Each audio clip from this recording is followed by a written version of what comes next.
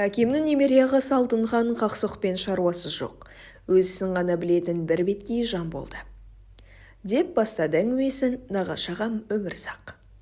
Біреудің сыртынан тіпті ғайбат сөз айтпайтын. Өмірінің соңына қарай кейде ашылып сөйлеп, кейбір іште жатқан сырларын там-тұмдап сыртқа шығаратын болды. Онда да өзінің жүрегіне тым жақын, көңілі қалаған адаммен ғана шүйіркелеседі. Қыстың ұзақ кештерінің бірінде кешкі астан кейін қораға барып, желіндеп тұрған сиырды көріп келген ініме қарап, бір әңгіменің шетін шығарды.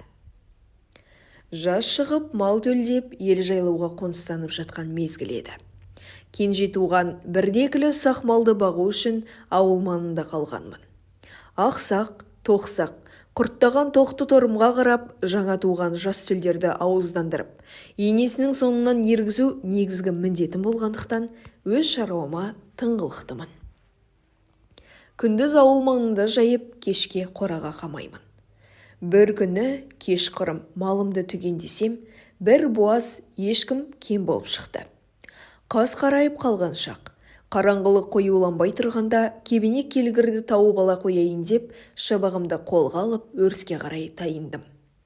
Жемшеп үйренген мал ғой, ара-арасында піша деп, ернімді желбіретіп пысқырған мал секілді шақырып келем.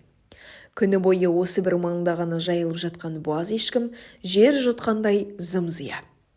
Қорыққанға қос көрінеді деген әр бұтаның түбінде бір пәле жатқандай денемді үрей билейді. Тіпті әудем жерден біртүрлі жылаған, ыңырсыған баланың дауысы шығатындай болып, зәрем зәр түбіне кетті. Ағарған көрсем, туып жатқан ақ ешкім екен деп жетіп бардым. Не қағаз, не шүберек болып шықты. Осылайша ауылдан ұзай беріппін. Кенет сылдыраған бұлақ маңынан маңыраған ешкінің дауысын естіп, жүрегім жарыла қуанып, солай беттедім. Келсем, ешкімнің мүйізі қақайып, жайымен күрт-күрт күйсеп жатыр. Жарықтықтың табыла кеткеніне қуанып, япырай, тумаған ба деп желініне қолымды жүгіртіп ұстай беріп едім.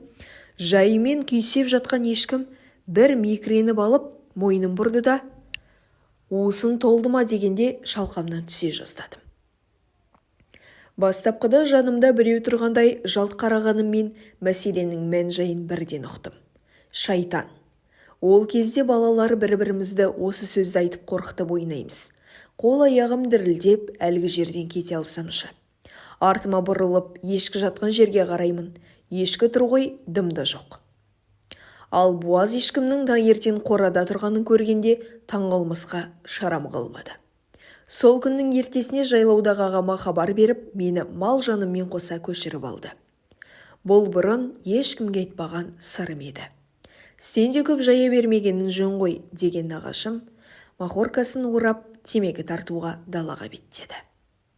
Мен не сенерімді, не сенбесімді білмей, дел сал болып керуеттің шетінде отырып қалдым. Көп сөйлемейтін, өтірік айтуға жаны қас нағашымның осы бір әңгімесі есімнен бір кетпейді. Басқа біреу айтса, мүлде нанбаушы едім.